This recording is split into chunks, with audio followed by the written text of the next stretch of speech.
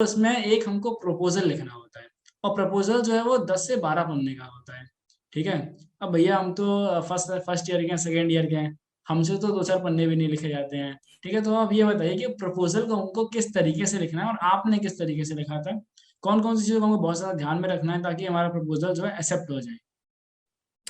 Okay, तो इसका मतलब अगर आप जैसे फर्स्ट ईयर में हैं, आपको 2-3 पन्ने भी नहीं लिखे जाते हैं, तो जैसा कि मैंने स्टार्टिंग में बताया था कि आपको पहले स्टार्ट कर देना है काफ़ी। क्योंकि आपको अभी ज़्यादा कुछ नहीं पता है, ना तो प्रोजेक्ट के बारे में, ना ऑर्गेनाइजेशन के बारे में, ना कोडिंग के बारे में। तो आप अगर पहले स्टार्ट कर देंगे तो आपके पास काफ़ी टाइम होगा नॉलेज एक्वायर करने के लिए। जैसे जैसे आप नॉलेज एक्वायर कर लेंगे, वैसे वैसे आपको समझ में आने लगेंगी चीज़ें। और अगर चीज़ें समझ में आने लगती हैं तो 12 पन्ने का प्रपोजल कुछ नहीं है, आप 25 पन्ने का भी लिख सकते हैं। तो आपको प्रपोजल लिखने के लिए, जैसे कि मैंने बताया, 3 महीने का एक प्रोजेक्ट होता है।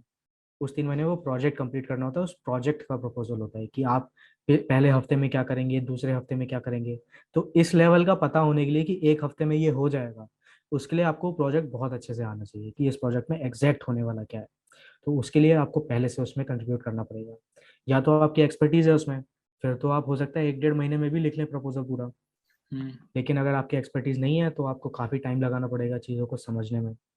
एक बार आप चीज़ें समझने लग जाएंगे, उसके बाद आप बता पाएंगे कि मतलब एक हफ्ते में मैं ये कर लूंगा, अगले हफ्ते में ये कर लूंगा, 12 हफ्ते में ये ऐसे ऐसे कंप्लीट हो जाएगा।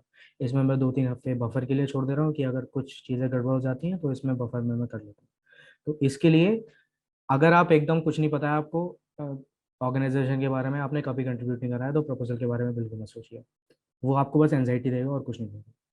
तो आप क्या करें, आप स्टार्ट कर दें बस। आपने एक इशू करा, उसकी मर्ज रिक्वेस्ट करवा दी, दूसरा इशू पकड़ा, उसकी मर्ज रिक्वेस्ट करवा दी, धीरे धीरे कंट्रीब्यूट करा। आपने मेंटेनर से बात करी, ये सबसे ज़्यादा इंपॉर्टेंट है। जो मेंटेनर्स हैं, जो मेंटर्स हैं, उनसे पूछिए। आप सिंपल से सिंपल क्वेश्चन पूछिए कि ये नहीं समझ में आ रहा है, ये नहीं समझ में आ रहा है, इसके बारे में बताइए। तो जितना ज़्यादा आप बात करेंगे उनसे, उतना ज़्यादा आपको नई नई चीज़ें पता चलेंगी जो आपको नहीं पता है। क्योंकि उन्हें पता है, आपको नहीं पता है। तो ये डेटा एक्सचेंज होने के लिए एक ही तरीका है, बात करिए उनसे। बात करनी पड़ेगी। तो बात कैसे करनी है? बात करने के लिए आप उनके फोरम्स पे, जैसे जो भी आप ऑर्गेनाइजेशन चूज करेंगे, 4-5 लिंक्स होती हैं साइड में। आईआरसी होता है, फोरम होता है, तो उनमें से कोई सा भी एक चूज करिए, उस पर खोलिए और फिर उनसे बात करना स्टार्ट करिए कि ठीक है, मैं ये हूँ, मेरे को कंट्रीब्यूट करना है, कोई आप सजेस्ट कर सकते हैं कि मैं कहाँ से स्टार्ट करूँ।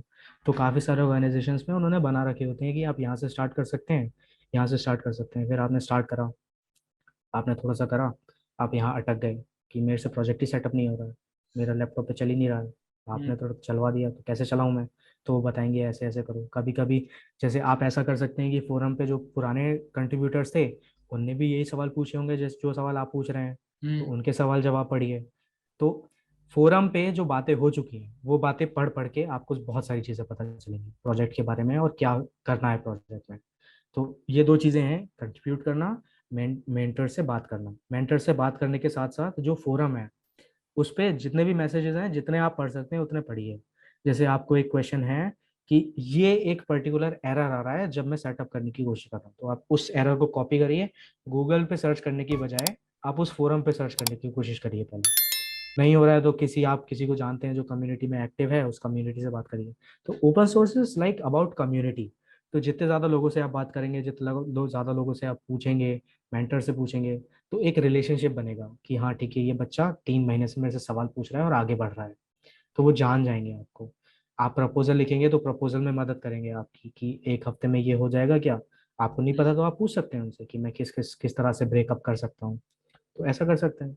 यही चीज़ मैंने करी थी। ओके। तो मैंने स्टार्ट करा था कि मतलब ठीक है, ये 4 प्रोजेक्ट दिख रहे हैं मुझे, तो मैं कौन मेरे स्किल से कौन अलाइन कर रहा है, कौन सा अलाइन कर रहा है। तो एक यूआई रीराइट करके था प्रोजेक्ट जो मेरे स्किल से अलाइन कर रहा था। तो मैंने बोला कि मैं इसमें इंटरेस्टेड हूँ, तो मैं कहाँ से स्टार्ट करूँ। तो उन्होंने बोला ये यहाँ पे ये चीज़ें लिखी हुई हैं, पूरा जो मैसेज है वो दोबारा पढ़िए। तो सबसे ज़्यादा दिक्कत क्या होती है नए लोगों को, जो नए कंट्रीब्यूटर्स होते हैं, जो लिखा होता है वही हम्म। समझ में नहीं आता। तो उसका तरीका क्या है, बार बार पढ़ना। क्योंकि उसमें एब्स्ट्रैक्ट चीज़ें लिखी होती हैं, क्योंकि वो उस इंसान ने लिखी हैं जिसको आती हैं वो चीज़ें। तो उसने हम्म। तो लिख दी, उसके लिए तो कैजुअल है, आपको पता ही नहीं है वो क्या है। तो इसका एक तरीका है कि आप बार बार पढ़िए। आपको ये चीज़ समझ में नहीं आ रही है, वो पूछिए। तो जैसे जैसे आप पूछेंगे वैसे वैसे आपको समझ में आएगा। तो पहला स्टेप होता है जो भी प्रोजेक्ट में आप कंट्रीब्यूट करने की, उसको लोकल सेटअप करिए। लोकली सेटअप करने के बाद उसमें थोड़े थोड़े चेंजेस करिए कि ये चेंज करने से क्या हो रहा है, वो चेंज करने से क्या हो रहा है। ऐसे ऐसे आपको पता चलेगा। उसके बाद उनसे बात करिए कि प्रोजेक्ट का स्कोप क्या है, प्रोजेक्ट में एग्जैक्टली बनाना क्या है, कैसे कैसे बनेगा, डिलीवरेबल्स क्या है, कि मतलब क्या डिलीवर करना है 3 महीने बाद। जैसे जैसे आप बातें करते जाएंगे वैसे वैसे आपको नई नई चीज़ें पता चलती जाएंगी, और आप प्रपोजल लिखने के लिए और वो होते जाएंगे, मतलब क्या बोलते हैं उसे, मतलब बेसिकली आप लिख पाएंगे प्रपोजल अपने आप से, बातें पूछ पूछ के। मतलब आपको ज़्यादा इन्फॉर्मेशन हो जाए तो आप सही से उसको प्रपोजल को लिख पाएंगे। ओके। हाँ